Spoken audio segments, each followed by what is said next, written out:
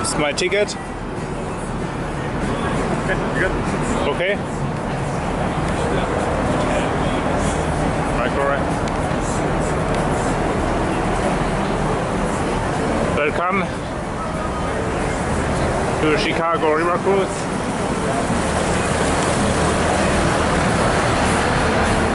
Trump International Hotel and Tower. My ticket. Hello. Watch your head.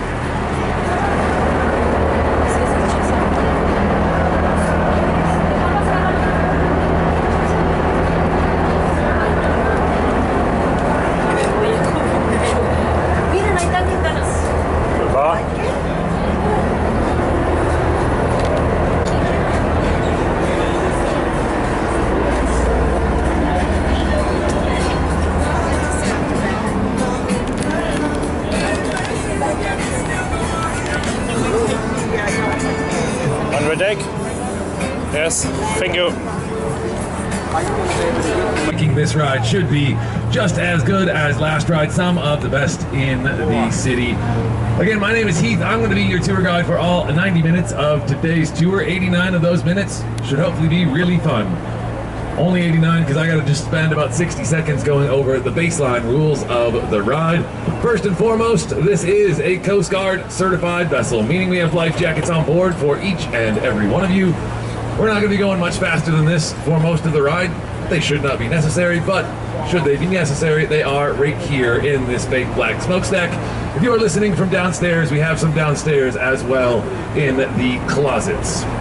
Secondly, non-smoking vessel. Please no smoking of any type or variety while you are on board.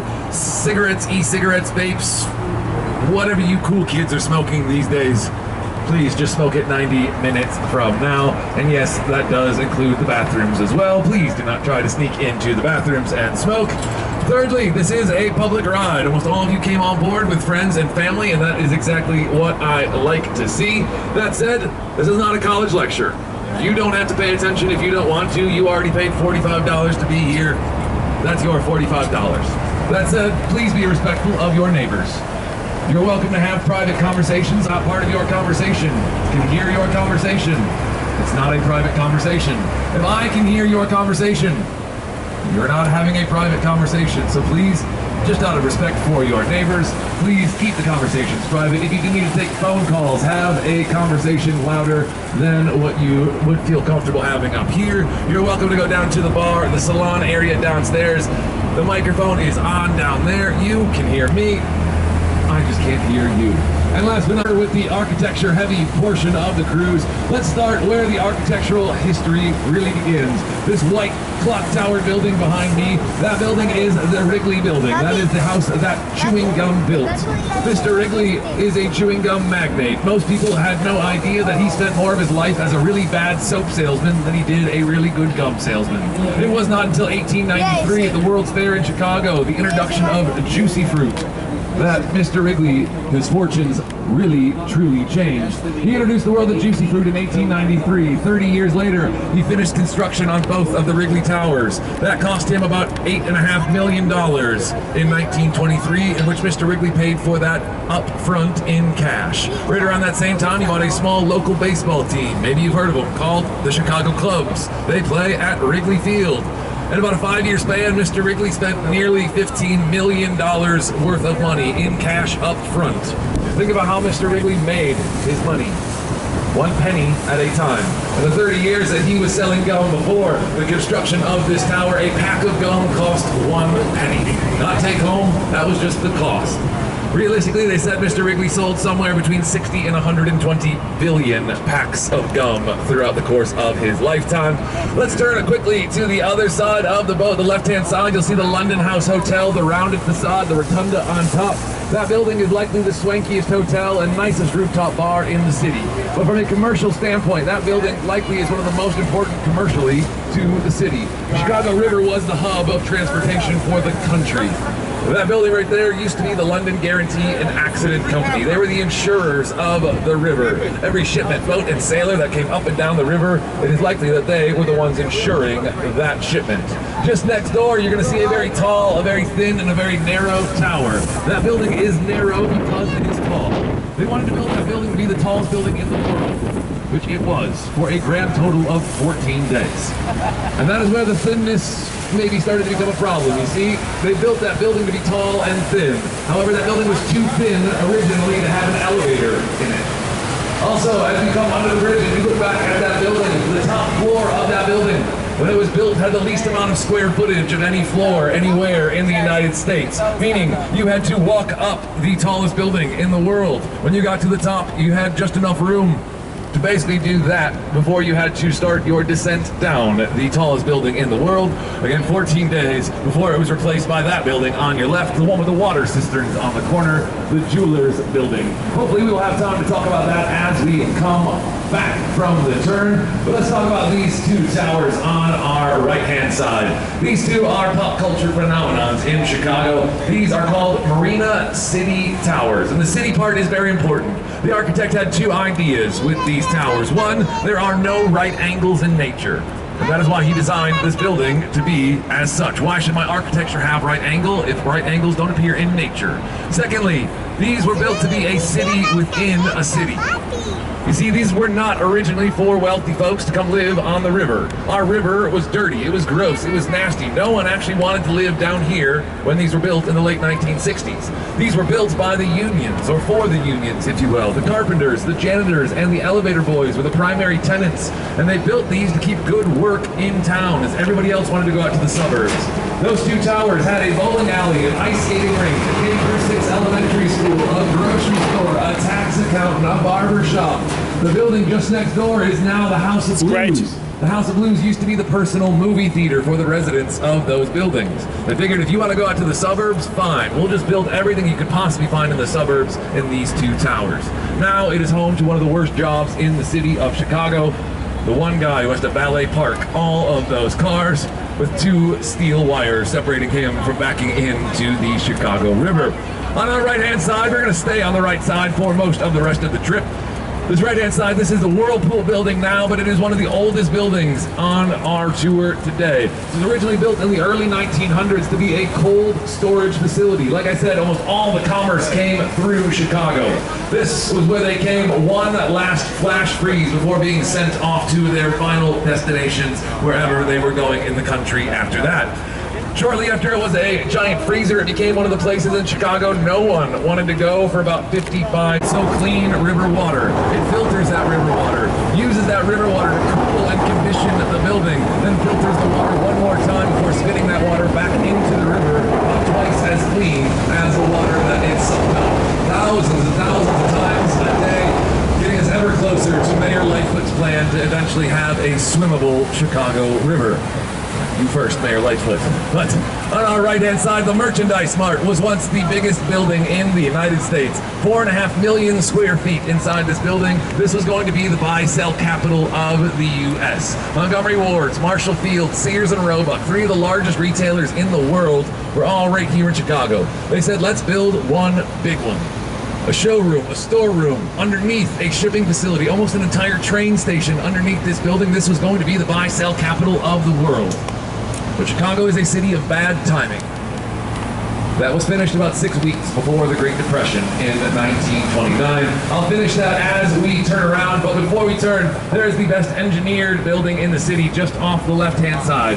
Look just past the Lake Street Bridge. You will see a building with a base that looks more like a martini glass than it should. That building looks like it is better suited to be going into the ground than into the sky, and that is because that building on your left, right past the Lake Street Bridge, is not supposed to be there. You see, in Chicago, you must have, like you can see, this building under construction, 30 feet of public walking space on all river developments. That is why that building is cut in at the bottom so aggressively. If they just kept going straight down, you'd have offices in the river. Did not have 30 feet to give them. That building's not supposed to be there, though, because there's train tracks all around it. There's that 30-foot requirement on the Riverwalk, but more importantly, there are train tracks underneath that building. If you look at the base of that building, you'll see that massive concrete block. There are 8 of those at the base that go down another 110 feet into the limestone bedrock of the city. Whether you love the guy, whether you hate the guy, I don't care.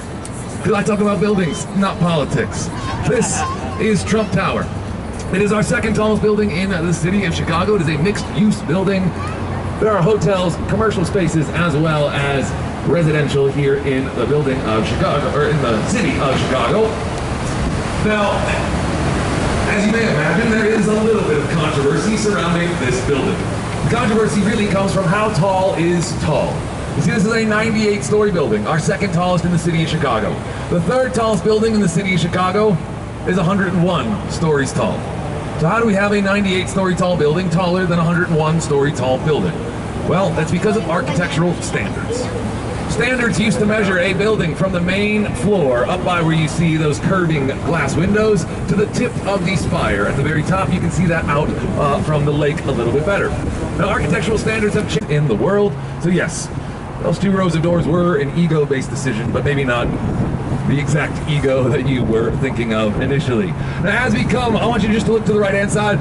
Somewhere between Dock 3 and Dock 2 is a really important piece of Chicago history.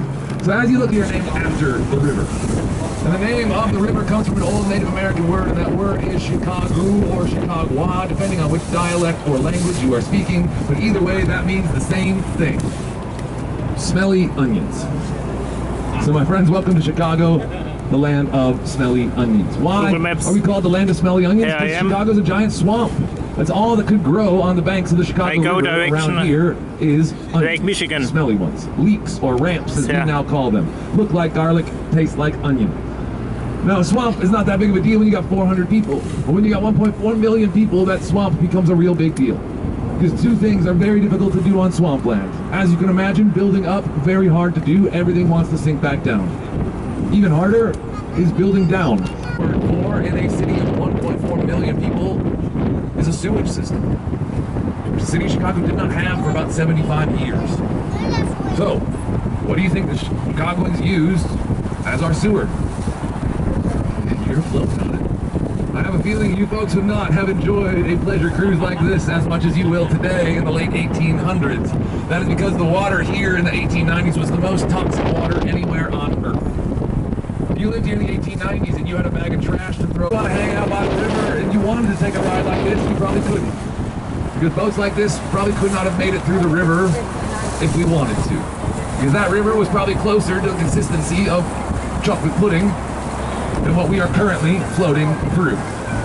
So, we've got 1.25 billion people in the city, 1.5 million people in the city of Chicago, and now we've got a giant sewage river in the heart of our city.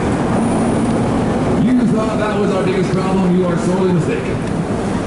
You see, having a sewage river is pretty bad, but what's worse than having of the natural city? And we added 27 miles onto the southern branch of the river. We added that 27 miles to traverse the subcontinental divide and now connect the Chicago River to the Mississippi River. And what that does, because the Mississippi River naturally sits lower than Lake Michigan, water naturally wants to go lower. So now, when Lake Michigan was low, the water wanted to come out here. But now that it's got a lower destination to go to, that water wants to naturally find itself going down to the Mississippi, connecting to the Mississippi and coming out in New Orleans. And this was going to be great for the city of Chicago. Now, instead of having our nasty sewage river flowing into our drinking water flows into our sewage river. That was going to be a really, you have to get off your boat, put all your stuff on trains, take your trains to the Mississippi River, then hop on another boat. Now you can go all the way through. You could go from here to New Orleans, not tonight, but we could start that trip today and eventually get to New Orleans, which sounds perfect. But Lake Michigan is a non-renewable resource. When we run out of Lake Michigan, there are no more Lake Michigans. Every drop of water from Lake Michigan that comes into the Chicago River comes out in New Orleans.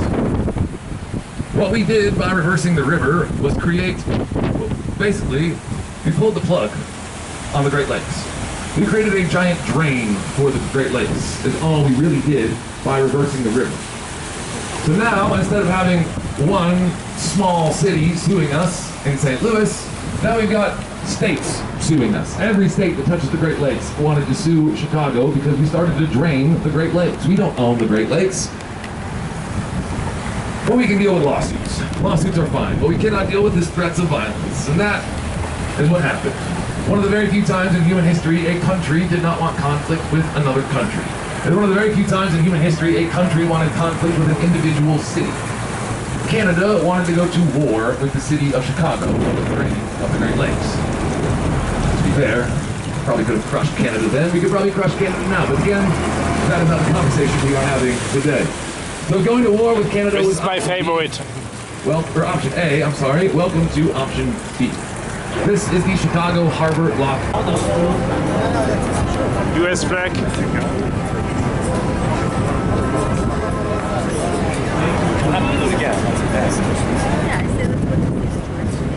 Chicago River.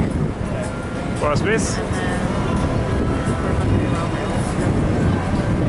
Lake Michigan. Sorry.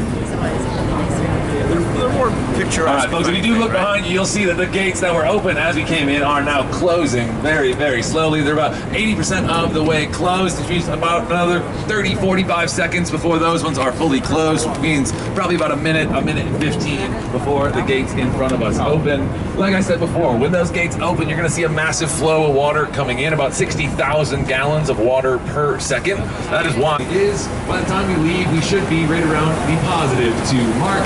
And there is the water coming in. The gates have opened. There's no tools. There's no mechanisms. There's no pumps. This is just gravity doing gravity. Water being water. Water come in. Water is coming in.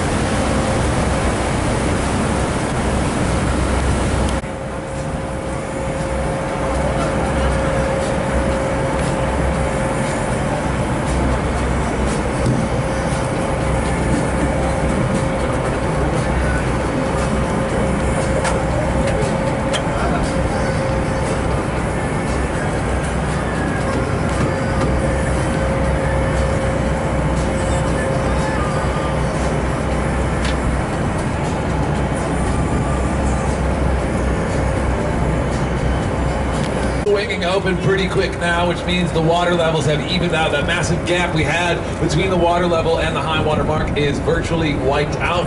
You can see the water level now between are incredibly similar. We are at the height of Lake Michigan. We started at -2 on the water level. We are now at +2. So it's about a 5-foot difference today between Lake Michigan and the river. So like I said, as we came in, we were in an empty bathtub. We filled up. We'll come back this way. It will be the reverse process, a little less interesting as we head out the other way. But now we are going out into Lake Michigan. Lake Michigan is the 3rd largest body of fresh water in the world. This right here is about 8% of the world's drinking water. Right here in Lake Michigan. It is about 30 I go minutes back that we are going to be out on Lake Michigan. on the deck. We will see more fresh water than some countries have access to. We've got more fresh water inside the break wall than our friends in Colorado, California, our West Coast friends have access to right now. This is truly a national treasure. It is one of the biggest and best natural resources we have in the country, not just in the country, in the world. But as we do go out onto the lake, you can see there is a nice lake breeze coming in. It is. But let's talk about this area on our left. This area over here is Navi Pier now. Its original name was Municipal Pier number 2.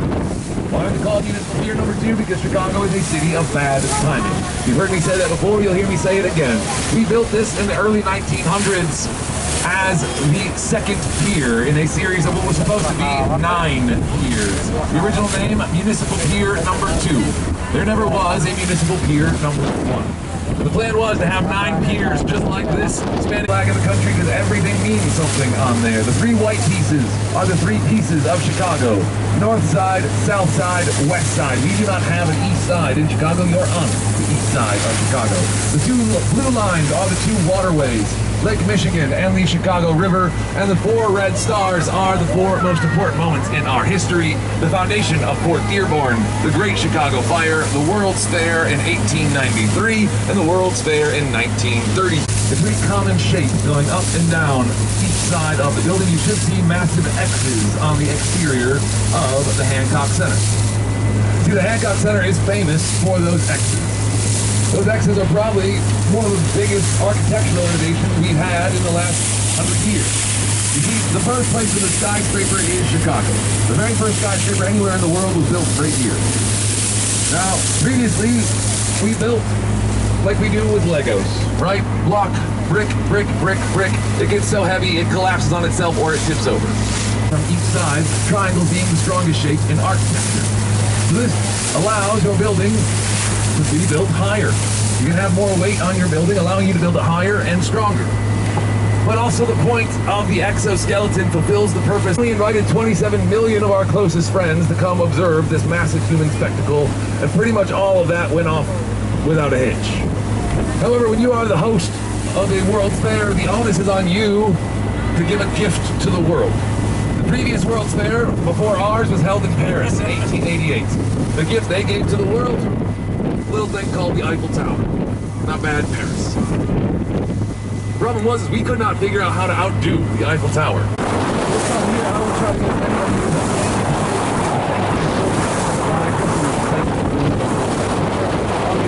As I can, and we'll pick this back up in about 5 minutes.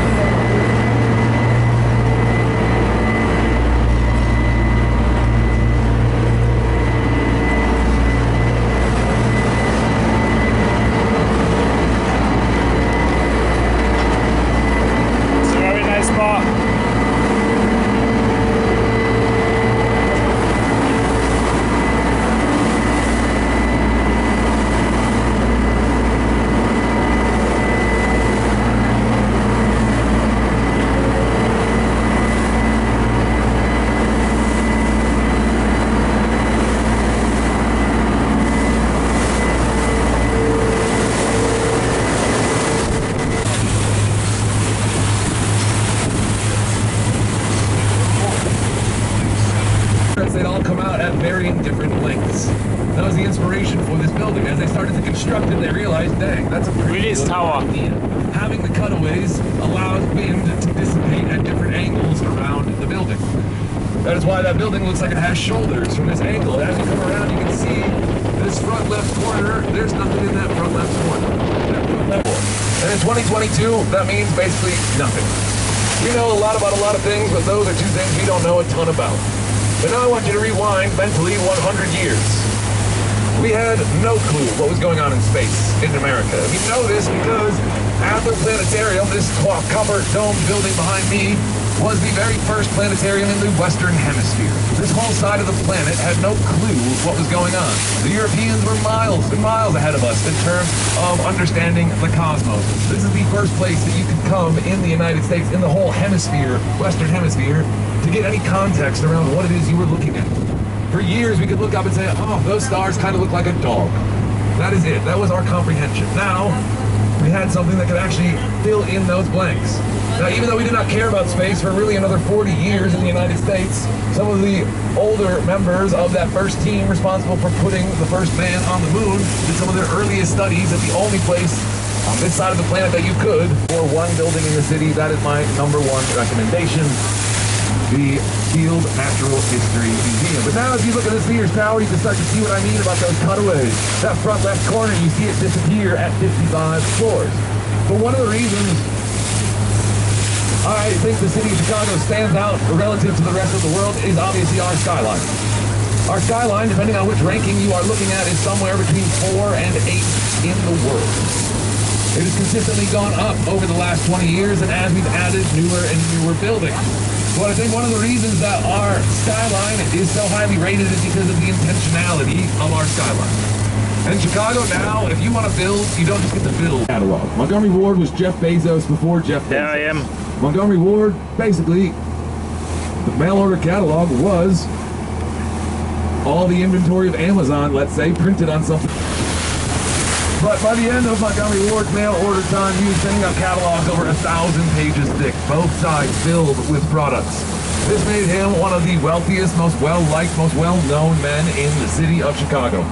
And unlike the current Jeff Bezos, who spends his exorbitant amounts of wealth taking giant phallic-shaped rockets to the moon, you've seen almost his entire ride, that break wall was a turning point in the city's history. It got to a vote where the city commission had to veto an approved plan to have a massive train company build the break wall. And in return for the train company building the break wall, we were going to give them basically this whole space right here. Restroom.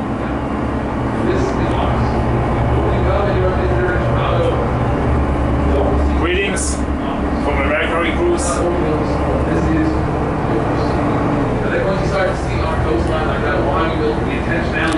Heard of the Chicago fire, you have likely heard of two characters. Mrs. O'Leary and her cow, Daisy. If you've heard of those characters, you've been lied to. Forget about it. They are not a tragedy. Chicago saw it as the Nice boats of the Midwest. More people probably made more money and more wealth moving to Chicago after the fire than ever did going out to California. You know how much gold you had to find to actually get rich going out to California? You could get rich a billion different ways here in the city of Chicago because the world saw its potential. After the river reversal, after basically everything had happened, we became the central point of shipping for the United States. We had the world's largest post office for many years. Why? Because we had the mail order industry. The mail order industry also called for a little ledge on top of all of those windows. That little lip or little ledge is an overhang. And that overhang is there because as the building appears to be narrowing out, each floor is just becoming 5 inches more narrow than the floor above or below it. As the shape of the building changes, each floor is only changing 5 inches. As it becomes wider, it is becoming 5 inches wider per floor. As it narrows out, it is becoming 5 inches narrower per floor. Right? Think of it like a pyramid with the top third cut off. Right? A pyramid is not going to have distinct differences between its levels. Each level that you build onto it is incrementally going to be just inside the next one. They do that for 12 floors. There's 12 floors going in, there's 12 floors coming out, 12 floors going in, and 12 floors going out. The actual shape, again, is not so much like a pyramid with its top cut off. I always tell people, and again, if you know the name of this shape, please tell me after this ride. I've been embarrassing myself all summer long. But the shape of this is actually more like the shape of a takeaway Chinese food box. Those little white boxes that you might get like a spare rice in, right? Start with one of those upside down, and then right side up. Upside down, anywhere in the world. We're not going to talk too much about those because those are not interesting buildings. And what I mean by that is, as we come into the docks, I'll leave you with one of my favorite architectural quotes. And I'm often reminded of this as we look at Trump Tower. One of my favorite quotes about architecture is that architecture is a conversation between generations. We've seen that already today. It's the whole point of this ride. Every building I talk about is basically older than me. Almost every building's older than all of you. The Wrigley Building is older than all of you or anyone you know. We still talk about that building, 100 years old plus, like it is our firstborn child. Do you think 100 years from now I will be telling my kids about the James Hardy building? No, and that's what I mean. Architecture is cool, but great architecture is great. There's a big difference between good and great architecture, and that's why Chicago stands out as an architectural city. And why I think of that when I look at Trump Tower, because Trump Tower is an example, subtly, of great architecture. Great architecture is a storytelling mechanism as well as a building. And as you look at Trump Tower, you'll see those 4 rows of bands going around at different points. Those bands are not just aesthetic. those bands.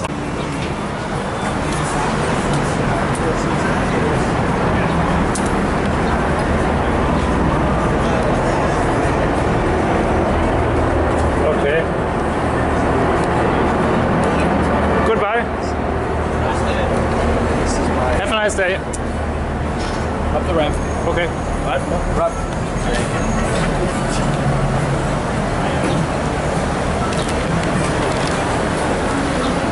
Was very nice. Goodbye.